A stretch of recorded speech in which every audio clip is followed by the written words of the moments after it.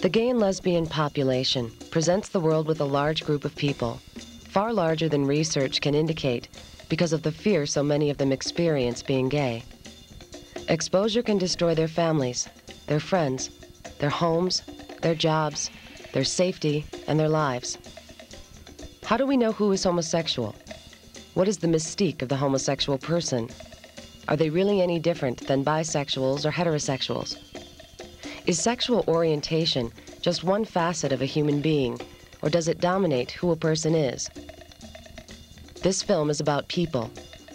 This is a story about who gays and lesbians really are.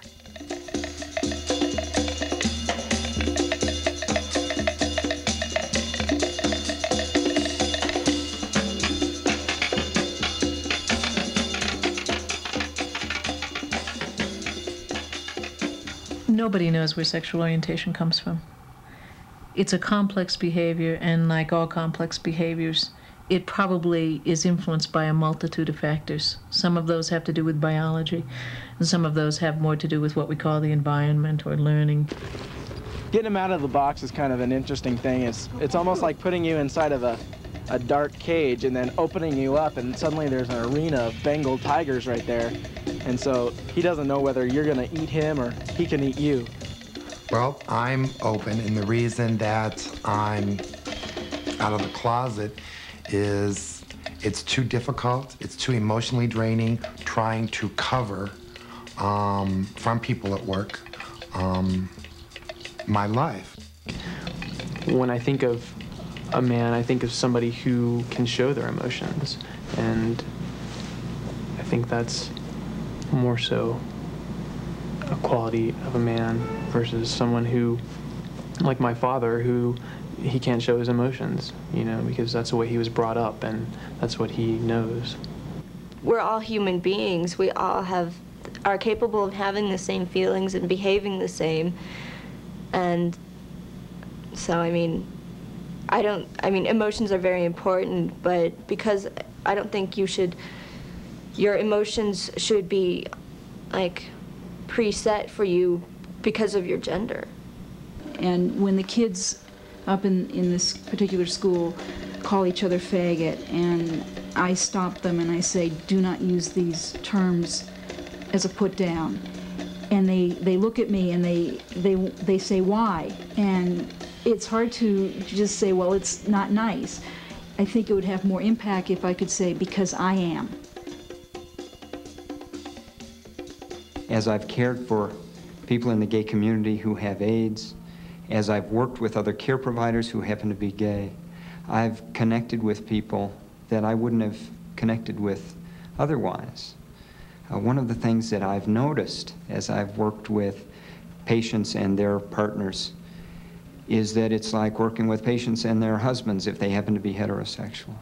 You know, the love that they feel for one another feels the same to me as the love that I feel for my wife. We're still figuring things out as far as trying to have time for ourselves and time for each other and time with the kids, and also take care of basic household duties like making sure the whole house is clean. So it's a constant readjustment learning experience. We'll probably find multiple pathways to either sexual orientation. Some people are heterosexual for this variety of reasons. Some people, on the other hand, are heterosexual for this variety of reasons. And it's unlikely that something as complicated as heterosexuality or being gay or lesbian is going to come about through one single monolithic kind of pathway. I think to be heterosexual is the same way as being white. It's sort of what society says is right. So I have this experience of really being on two ends. One is, as a black person, I'm in this category really that's outside society's norms, but as a straight person, I'm right in the center of what society says is a good thing. We raised the kids, I think, to the family of four, mom, dad, and two kids. And when I finally dealt with my homosexuality, my sexuality, I chose to leave that particular family structure.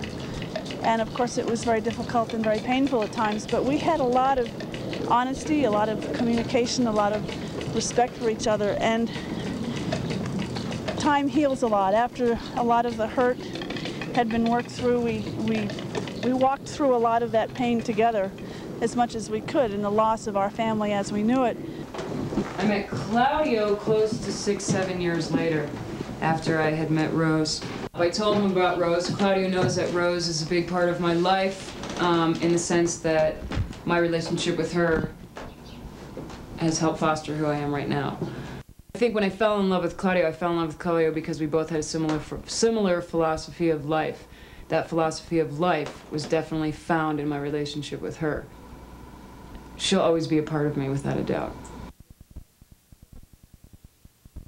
Probably the most significant event was about 4 years ago. I lost my lover, and we had an ongoing relationship for about 25 years.